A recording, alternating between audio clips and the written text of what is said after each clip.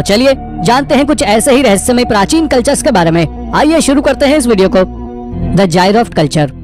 दोस्तों, शहर सोख्ता का सेटलमेंट देखने में ब्रॉन्ज एज की तरह दिखाई पड़ता है, जो आज से 3200 साल पहले हुआ करता था। ये सिटी 151 हेक्टेयर्स में फैली हुई है और ये अर्बन एरा की सबसे बड़ी खोज है। पर क्या आपको पता है कि आखिर इस सिटी को किसने बनाया था? अगर नहीं तो आपको बता दें कि इस सिटी को जायरोफ्ट कल्चर के लोगों द्वारा बनाया गया था, जिनका स्वयं का शासक था, स्वयं की करेंसी थी, स्वयं के आर्किटेक्चर्स थे और तो और स्वयं की भाषा भी थी। लेकिन फिर भी ये सभ्यता अगले कुछ सालों में यानी कि 2100 BC में पूरी तरह विलुप्त हो गई। इनके साथ क्या हुआ, ये कैसे विलुप्त हुई, ये आज तक एक रहस्य बना हुआ है जिसका कोई नहीं सुलझा पाया है। द अरागोनीज। अरागोनीज के लोग नॉर्थ ईस्टर्न स्पेन में रहा करते थे। इनकी एक अलग भाषा हुआ करती थी और इनका साम्राज्य मिडिल एज के दौरान हुआ करता था। इन्होंने कॉन्गोस डी मोंट्रेबे में कई सुंदर मॉन्यूमेंट्स को भी बनाया था। स्पेन में इनके द्वारा बनाए गए सभी स्थान बहुत सुंदर हैं, लेकिन आज भी वो खाली पड़े हैं।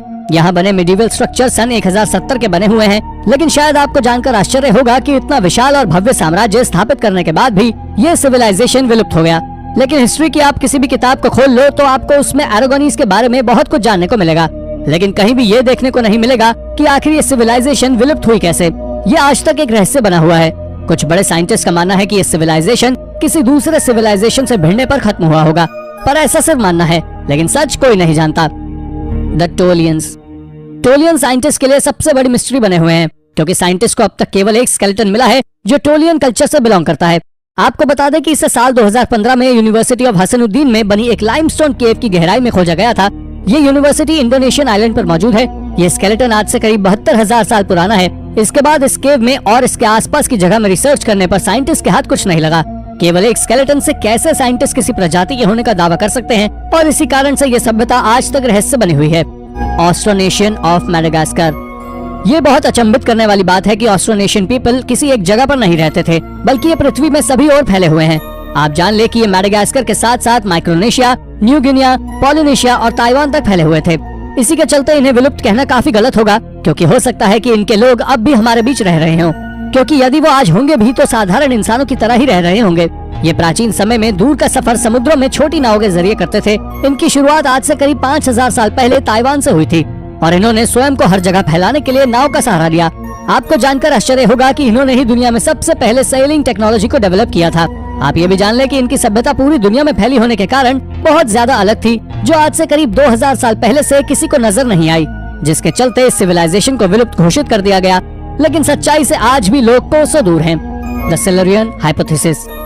आप जान ले कि सिल्यूरियन परिकल्पना एक ऐसा सोचा प्रयोग है जो आधुनिक विज्ञान के द्वारा सोचा गया है। कुछ महान साइंटिस्ट का कहना है कि वो मॉडर्न साइंस के साथ शायद कई मिलियन वर्ष पहले एक पूर्व उन्नत सभ्यता का पता लगा सकते हैं।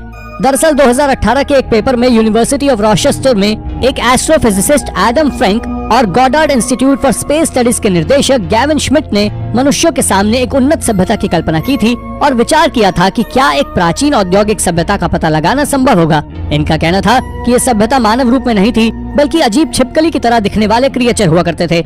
लेकिन ये केवल काल्पनिकता है, पर क्या ये बात सच हो सकती है? आप हमें कमेंट में जरूर बताएं। The grand canyon civilization. Grand canyon 277 मील लंबा है, जिसमें हजारों रहस्य दफन हैं, लेकिन इसमें जो सबसे बड़ी मिस्ट्री है वो ग्रैंड कैनियन सिविलाइजेशन है, जो पूरी दुनिया में अंडरग्राउंड होकर रहा है। इस सिविलाइजेशन ने कई सौ साल या कहें तो कई हजारों सालों तक इसी तरह रहकर गुजारा किया है। आपको बता दें कि ग्रैंड कैनियन सिविलाइजेशन आज केवल एक मिथ बना हुआ है, जिसकी शुरुआत साल 1909 में हुई थी, जब एक जी किनकैड नाम के एंथ्रोपोलॉजिस्ट ने यहाँ से कैवर्न्स में भरे आर्टिफैक्ट्स खोजे थे। आपको बता दें कि इस जगह पर बीजों से भरे कमरे, कॉपर के हथियार और मन की जिज्ञासा बढ़ाने के लिए कई स्टैचूज थे। इस कैवर्न्स का आकार इतना बड़ा है कि इसमें एक साथ करीब 50,000 लोग आराम से बन सकते हैं, पर इसके अंदर जो आर्टिफैक्ट्स मिले थे वो इजिप्ट के आर्टिफैक्ट्स की तरह थे, लेकिन इजिप्शियन का वहां पहुंचना असंभव था। इसी के कारण आज तक किसी को नहीं पता कि आखिर ग्रैंड कैनियन सिविलाइजेशन सच में एग्जिस्ट करता था या सिर्फ ये एक मिथ है। The Clovis culture. Clovis culture north American culture था, जिन्होंने आज से करीब 11,000 साल पहले साउथ अमेरिका में अपना स्थान बना लिया था, और इसके बाद ये सभ्यता पूरी तरह खत्म हो गई बिना किसी भी प्रकार के सबूत के। जिसके बाद हाल ही में न्यू रिसर्च के मुताबिक रिसर्चर्स ने 49 ऐसे व्यक्तियों के स्केलेटन का डीएनए लिया है जो साउथ अमेरिका में 10,000 साल पहले से दफन है। न्यू स्टडी का कहना है कि इनमें से कुछ स्केलेटन्स का डीएनए क्लोविस कल्चर से ताल्लुक रखता है।